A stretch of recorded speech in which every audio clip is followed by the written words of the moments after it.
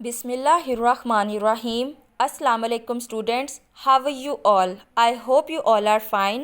Today we are going to start our English language lecture for class 3. Student, first you take out your English language copies and open it. Then you draw the margin lines. Mention the date, classwork and day on the top of the page. Then you write application for urgent piece of work.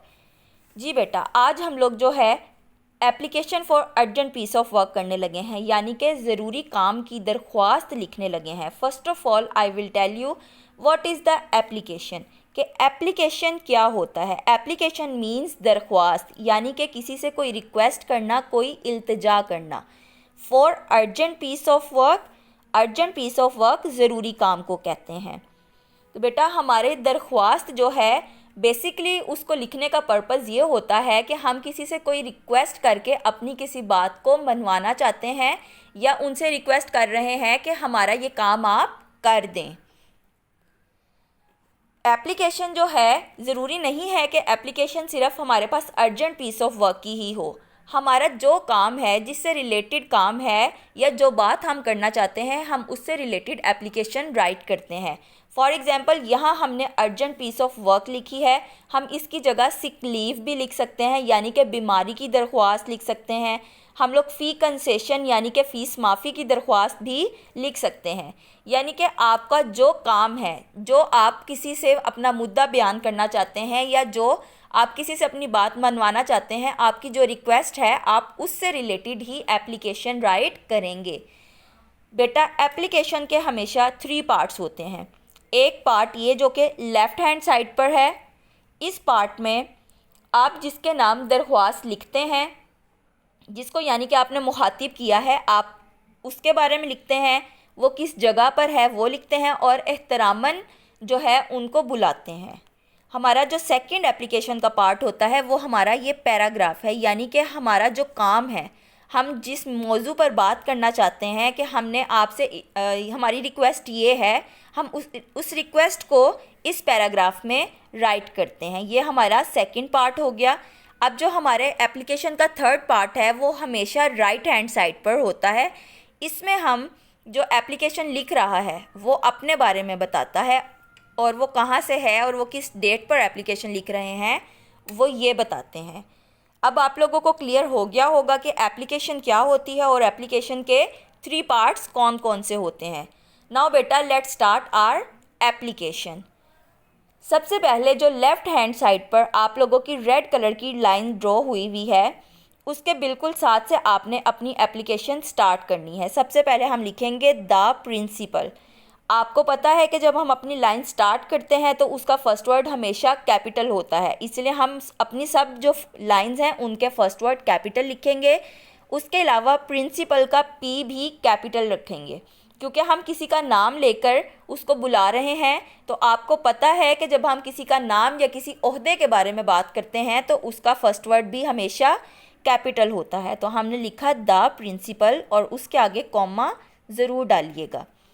Next line में वो जिस जगह पर हैं हम उस जगह का लिखेंगे, यानी कि हम अपने स्कूल के लिए लिख रहे हैं, हम अपने स्कूल के प्रिंसिपल को लिख रहे हैं, तो हम लिखेंगे नेटिव स्कूल्स। और आपको पता है नेटिव स्कूल्स भी जो है वो एक स्कूल का नेम है, तो इसलिए उसका भी फर्स्ट वर्ड कैपिटल होगा और वो भी बिल्कुल रेड लाइन के साथ से स्टार्ट होगा। इसके आगे भी हम लोग कॉमा ज़रूर डालेंगे। नेक्स्ट लाइन जो है, इसमें आप जिस सिटी से हैं या आप जिस सिटी में वो हैं जिनको आप एप्लीकेशन राइट कर रहे हैं, उनकी सिटी लिखेंगे। तो जाहिर है हम लाहौर में हैं और हम लाहौर में ही अपने प्रिंसिपल को एप्लीकेशन राइट कर रहे हैं, तो हम यहाँ लिखेंगे लाहौर और लाहौर का भी एल कैपिटल होगा। लेकिन यहाँ पर हम लोग फुल स्टॉप डालेंगे, हम लोग कॉमा नहीं डालेंगे बिल्कुल भी, लाहौर के आगे फुल स्टॉप डालेंगे।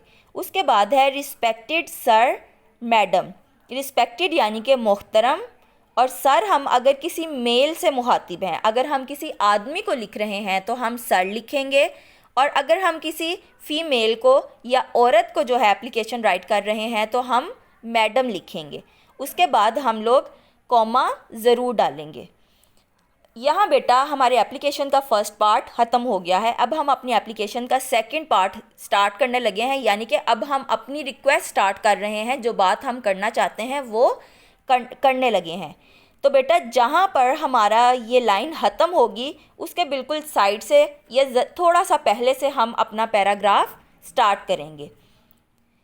I beg to say that I have an urgent piece of work at home।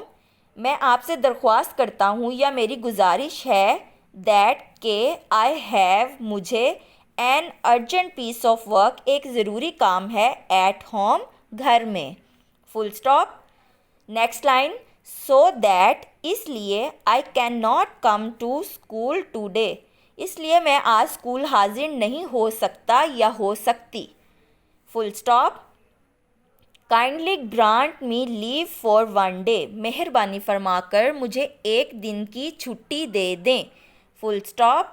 I shall be grateful to you मैं आपका बहुत शुक्रगुजार होऊंगा। जी बेटा यहाँ पर हमारे एप्लीकेशन का सेकंड पार्ट भी ख़त्म हो गया। अब हम अपनी एप्लीकेशन का थर्ड पार्ट स्टार्ट करने लगे हैं। जिस तरह से हमने अपना फर्स्ट पार्ट जो है वो लेफ़्ट हैंड साइड से स्टार्ट किया था, इसी तरह हम अपने एप्लीकेशन का थर्ड पार्ट जो है वो हमेशा राइट हैंड साइड से स्टार्ट करेंगे और अपनी जो मार्जिन लाइन है उससे इतना डिस्टेंस छोड़कर स्टार्ट करेंगे कि जो हम लाइन राइट करना चाहते हैं वो हमारी वहाँ पर पूरी आ जाए।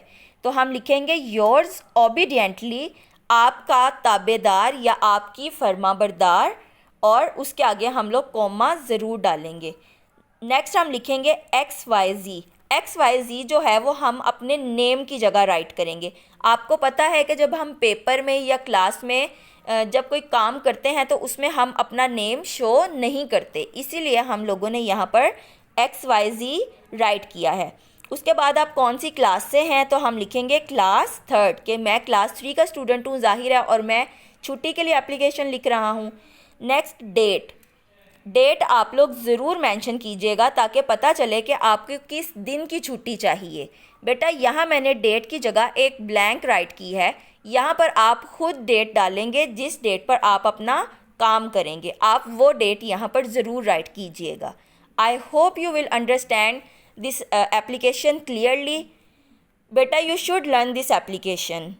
आगे बढ़ते जाओ, पढ़ना है, रुकना नहीं। टेक केयर स्टूडेंट्स, अल्लाह हाफिज़।